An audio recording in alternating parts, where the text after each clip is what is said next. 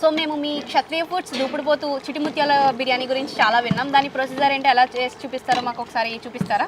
చూపిస్తానండి. సో మాకు special days only weekly 2 days మాత్రమే దొరుకుతుంది అని అంటున్నారు కదా ఈ దూపుడుపోతు బిర్యానీ చిటిముత్యాలతో. ఇవి ఎంత క్వాంటిటీ రెడీ చేస్తారు మీరు? పొద్దున్న 10 kgs, సాయంత్రం 10 kgs వేస్తామండి. 20 kgs కూడా మీకు వెంటనే సేల్ అయిపోతుందండి. ఓన్లీ ఫోన్ ఆర్డర్లోనే అయిపోతుందండి. చిటిముత్యాల బియ్యంతో చేస్తామండి.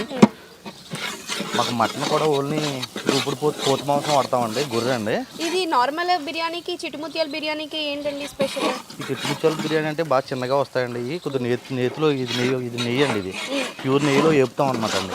ఇలా వేపేటప్పటికి ఏంటంటే కొద్దిగా ఆ ఫ్లేవర్ కమ్మదనం అదిని ఆ రైస్కి ఇదేయండి, కొద్దిగా టేస్ట్ బాగుంటుందండి, చాలా బాగుంటుందండి. దూపుడుపోతు అంటే అది కొంచెం గట్టిగా ఉంటుందేమో కదా, ముందు బాయిల్ చేసి పక్కన పెడతామండి. అదండి అది కర్రీ అండి. కర్రీ వండేసండి అది పెట్టేసి ఇదంతా వేపిన తర్వాత హీట్ వాటర్ పక్కన పెట్టుకుంటామండి. హీట్ వాటర్ వేసి తర్వాత ఆ బాయిల్ చేసిన మటన్ని దీంట్లో వేసి మా మసాలా ఎక్కించి దింపేస్తామండి, అంతేనండి. సో మనం చూస్తుంది కానీ దూపుడుపోతు అనేది ఇక్కడ కట్ చేసి బాయిల్ చేసి పెట్టుకున్నట్టున్నారు. ఇదైతే వచ్చేసింది.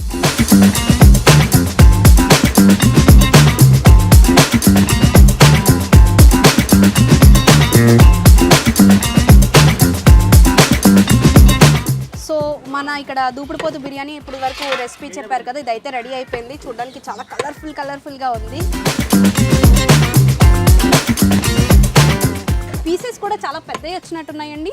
ఇది వరకు ఇంకా పెద్ద వేసి వాళ్ళు ఉండే 3 పీసులే పడియండి. 100 గ్రామ్ ఒక పీస్ వచ్చి 100 grams అండి. 3 వచ్చి అందరూ కొద్దిగా ఇద్దరు తింటున్నారండి. 3 పీసులు అయితే కొద్దిగా ఇబ్బందిగా ఉంటుందన్నారని చెప్పి 4 పీసులు చేసామండి. ఓకే, మనకి బయట రెస్టారెంట్లు అంటే పీసెస్ అంటే ఇంత చిన్నవి ఉంటాయి, కానీ ఇక్కడ మనం చూసుకున్నట్లయితే ఒక్కో పీస్ ఇంత పెద్దది ఉంటుందండి. పెద్దది ఉన్నా కూడా మీకు బాయిల్ కొద్దిగా బాగా స్మూత్గా ఉంటుందండి. బాయిల్ బాగా అవుతుందండి.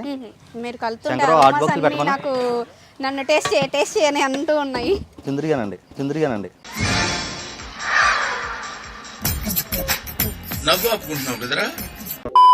సో ఇక్కడ మీరు చెప్పారు కదా, మీరు లైవ్ ఫిష్ ఉంటుంది, అలాగే కోల్డ్ కూడా ఇక్కడ మీకు అన్ని ఇక్కడే ఉంటాయని చెప్పి ఒకసారి మాకు చూపిస్తారా ఏరియా అంతా కూడా? యాక్చువల్గా ఏంటంటే మన దగ్గర బాయిలేరునండి, కౌజుపెట్టలోనండి నాటుకోడి ఉంటుందండి. ఈరోజు అయిపోయినాయి అనమాట. ఈ రోజు పొద్దున్న మనం ప్రిపేర్ చేసామండి. మళ్ళీ రేపు పొద్దున వస్తుందండి. రెస్టారెంట్లో మనకి ఏంటి అంటే వాళ్ళు వేరే దగ్గర నుంచి చాలా మంది కూడా వేరే కట్ చేసేసి ఫ్రిడ్జ్లో పెట్టుకుని వాటిని యూజ్ చేస్తూ ఉంటారు కదా. మనం ఇక్కడ చూసినట్లయితే మనకి లైవ్ ఉంది. ఇక్కడ ఇంకోటి ఏంటి